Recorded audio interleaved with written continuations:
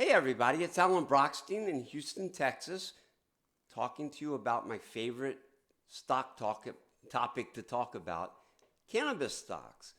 I usually like them, and I am pretty fully invested in my Beat the Global Cannabis Stock Index model portfolio, but I'm very cautious right now, near term. I've been talking about that a lot. So I don't have to always be bullish. I am usually bullish longer term, but right now I'm a little concerned. And I've talked about this in the past. The volumes are very low. I'm also a little concerned about the overall stock market. And if we go back into a bear market mode, I think it could weigh on our sector. Finally, as I've been mentioning, MSOS has me pretty scared, that ETF that a lot of people own, and they don't seem to understand that the ETF isn't run very well, in my opinion.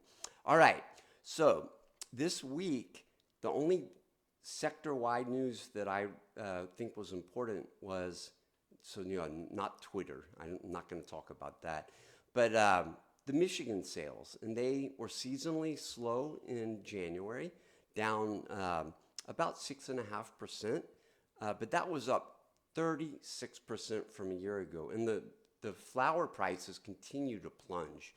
I think that market is, it's a developing market, and you're seeing more stores open. There might be too many stores actually, but the producers are, I think, doing a better job. This week, I wrote a lot, and a week ago, I wrote in Seeking Alpha, published early Monday morning for that article. It was entitled, MSOS Meltdown is Hurting Cannabis Stocks. And I didn't predict that MSOS is going to fall in price anymore in that article, but I warned that they own about 78% of their fund is in 5 stocks only, and that's kind of ridiculous for a lot of reasons. I also did an interview that was done almost 2 weeks ago with Rena, and they published it, I think, on Wednesday. And in the article that I have linked in the summary that I'm basing this discussion, there is a link to that, and you can read my most recent thoughts. And then finally, I really like Cannabis Business Times, says the owner of New Cannabis Ventures, one of the owners. They're different from us, and honestly, I'm not going to get into this, but I don't know, 85-90% of the media that cover cannabis, garbage. Not Cannabis Business Times. They asked me to write an article, and I was glad to do so, and I have a link to that as well. That one was entitled, Cannabis Stocks Are a Bargain Right Now. Here's why. You can read that. So I do have 30 names now that are on my focus list of stocks. These are the most important companies to me and the ones that are most interesting. So the first one was really good news, I think. And Air Wellness promoted their recently hired president to CEO. And John Sandelman, the CEO, became executive chairman. And I think that's a good move, but what do I know? Cresco opened its 23rd Florida dispensary, not a big deal. Curaleaf opened their 58th, also not a big deal. Goodness Growth named a good friend of mine. I say good friend. That's pushing it a little bit. But a guy I really like, Josh Rosen, is now the CEO of Goodness Growth. And I have a conversation with him scheduled for Monday, and I'm looking forward. Goodness Growth is kind of in a mess.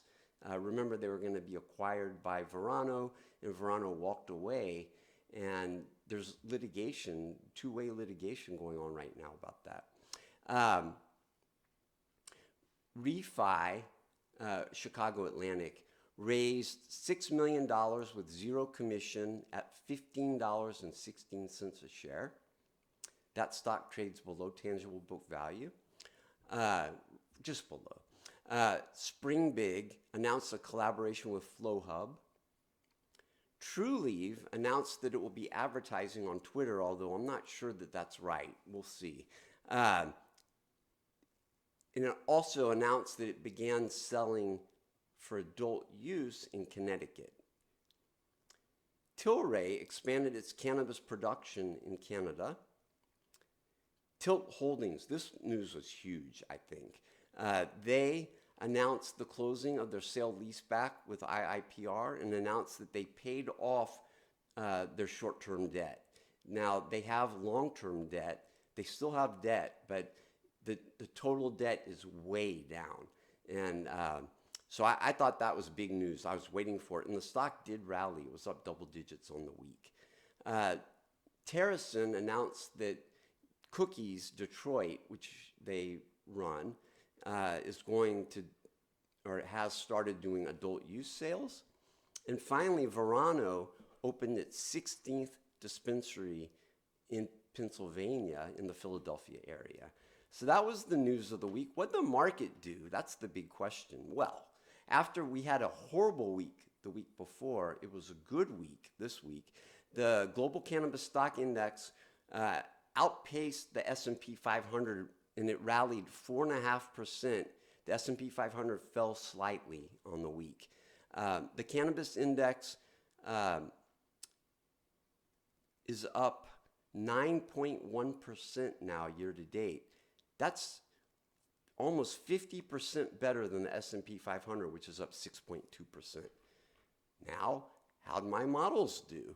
So as I've explained, I have two model portfolios. One is a copy conceptually of what I was doing at Benzinga, which I have left. And I'll be opening at Seeking Alpha in mid-May. And the other one's new. And the first one's called Beat the Global Cannabis Stock Index. And the other, which is easy to figure out what I'm trying to do.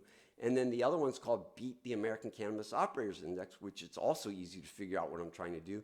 And as I've been very critical of the ETF MSOS, and I'm not saying that my performance should be compared to theirs, but I am trying to beat their performance. And I am. MSOS, okay, I'll get to that in a moment. Let's do the Beat the Global Cannabis Stock Index first. And this was not a great week for me. I had a few names that were down, and I missed out on any huge gains. My focus has had a lot of double-digit gainers, and I mentioned I own Tilt, which was one of them, but I missed out on a few others. So it was only up 0.4% this week. That was way behind the index, which was up 4.5%. But year to date, it's up 21.6%. And that's way ahead of the 9.1%. And then in the write-up, I talk about all the trades I've done.